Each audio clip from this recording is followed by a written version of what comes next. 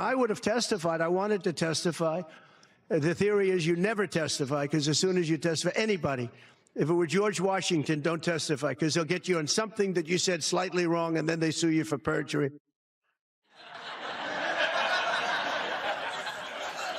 Yes, our jails in America are filled with incompetent weathermen. You would have said something out of whack, like it was a beautiful sunny day and it was actually raining out. I'm telling you, officer, I thought there would be thunder snow. 20% is still a chance. Don't take me away. Picture this, Donald Trump sitting on his golden throne at Mar-a-Lago, watching John Stewart's latest roast. The orange glow of his skin intensifies with each biting joke. Steam starts to billow out of his ears. His fingers, stubby and frantic, reach for his phone to fire off an angry tweet, but it's too late. Stewart has already won. Did you catch the roast that everyone's talking about? By now, it seems like the whole world has watched John Stewart absolutely eviscerate Donald Trump on The Daily Show. The segment has gone mega viral, racking up millions of views in record time. And can you really blame people for tuning in droves? Who wouldn't want to see the self-proclaimed stable genius get torn to shreds by one of the sharpest wits in comedy? Stewart held nothing back, unleashing a relentless barrage of jokes, jabs, and truth bombs that left the Donald reeling. Poor guy can't seem to catch a break lately. It's almost enough to make you feel sorry for him, almost. One thing's for sure, if Stewart's roast is any indication, Trump better buckle up, because his post-presidency is shaping up to be one wild ride. John Stewart's roast of Trump was a comedy masterclass, chock full of gut-busting zingers that had the audience in stitches. One of the most hilarious moments came when Stewart mocked the media's reaction to Trump's conviction, joking about Ferris Bueller having the day off to capture the delicate balance between glee and gravitas. It was a brilliant bit that perfectly encapsulated the absurdity of the situation. But Stewart didn't stop there. He took aim at President Biden's bizarre responses to questions about Trump, comparing Biden's behavior to a 70s sitcom freeze frame. It was a spot-on observation that had everyone cracking up. I guess we all need, what, to shop at Banana Republic from now on? Because that's what it feels like. Yeah, a Banana Republic. After this trial, we need to shop at Old Navy. And when it came to the Republican commentators' over-the-top reactions to Trump's conviction, Stewart held nothing back. He skewered their claims of a sham-rigged political show trial and their dramatic suggestions to shop at stores like Banana Republic, Old Navy, and Bonobos. The way he delivered those lines was pure comedic gold. Stewart also had a field day with the hypocrisy of Trump supporters. The reaction came as Trump was exiting the courtroom. He grabbed his son, Eric Trump, shook it, almost doing this like weird tug back and forth. He pointed out the ridiculousness of claiming Trump never said lock her up when there's a mountain of footage proving otherwise. The montage of Trump's statements was the perfect punchline to that joke. And let's not forget Stewart's hilarious take on Fox News' flip-flopping stance on election fraud. He brilliantly highlighted the network's pivot between their public rhetoric and legal evidence, exposing the glaring inconsistencies. I would hope we could all agree that this is a sad moment. The justice system had an honorable day. Our country had a sad day. Was a somber and sad day for America that we have now seen a former president convicted on 34 felony counts. Ferris Bueller had the day off.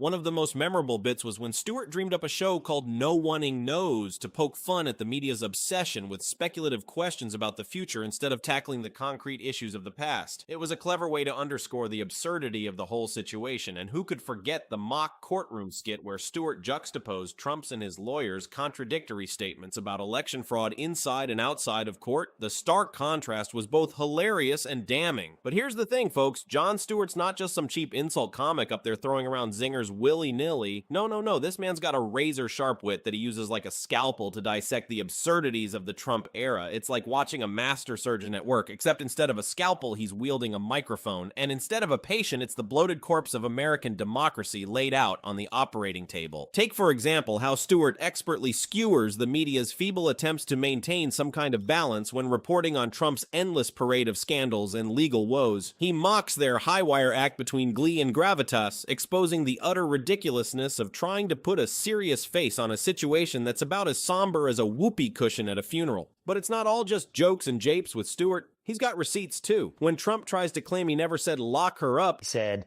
regarding Hillary Clinton, lock her up. You declined to do that as president. I didn't say lock her up, but the people would all say lock her up, lock her up.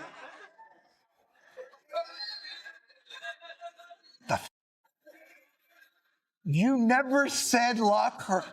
I think I remember you saying it to her face. It's just awfully good that someone with the temperament of Donald Trump is not in charge of the law in our country.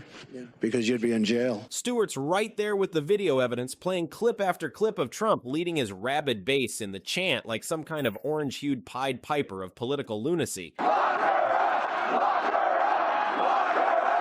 at Hillary, wait. Crooked, you should lock her up, I'll tell you.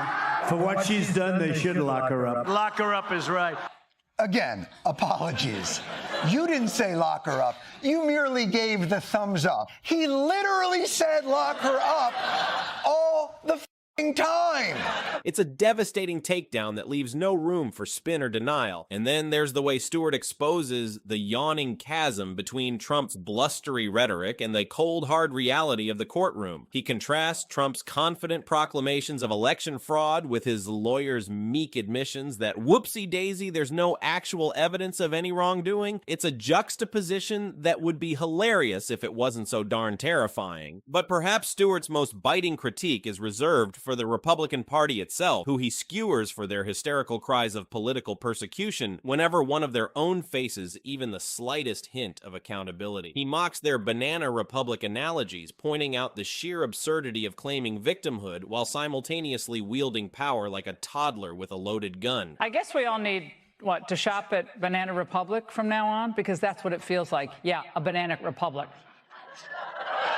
So it was a sham-rigged political show trial from the very beginning. This is the most outrageous travesty I've ever seen. It was a sham! A sham! This trial! A sham, I say!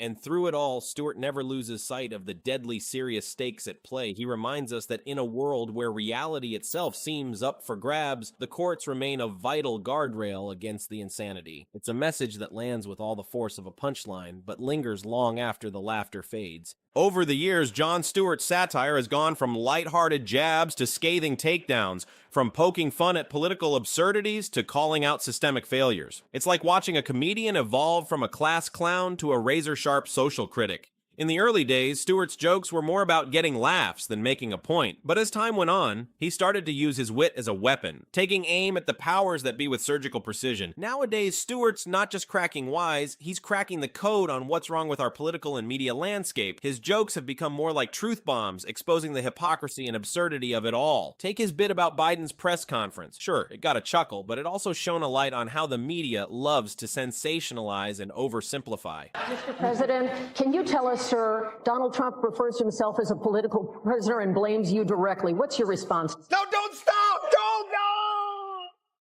Do you think the conviction will have an impact on the campaign? We'd love to hear your thoughts, sir.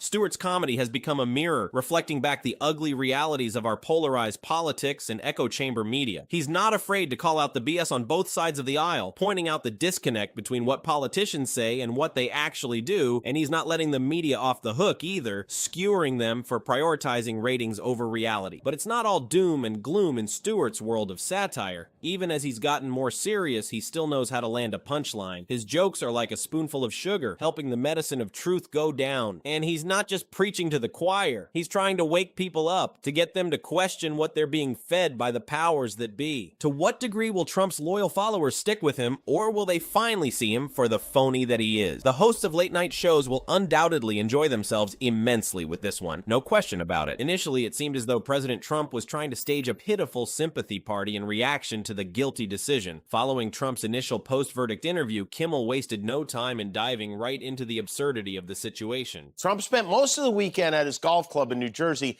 then went to a UFC fight before finally heading back home to Florida. It's good to see him out crossing state lines while he still can. His future cellmate, Hunter Biden's Donald Janice Trump, made his first outing after his guilty verdict. Kimmel described Trump as a troubled former president who sought comfort in the arms of his favorite network. Trump sat for a chat with the gang at Fox and Friends, who provided 6 very warm, friendly shoulders for him to cry on, Kimmel added. Today, Fox and Friends provided him with 6 very warm and friendly shoulders to cry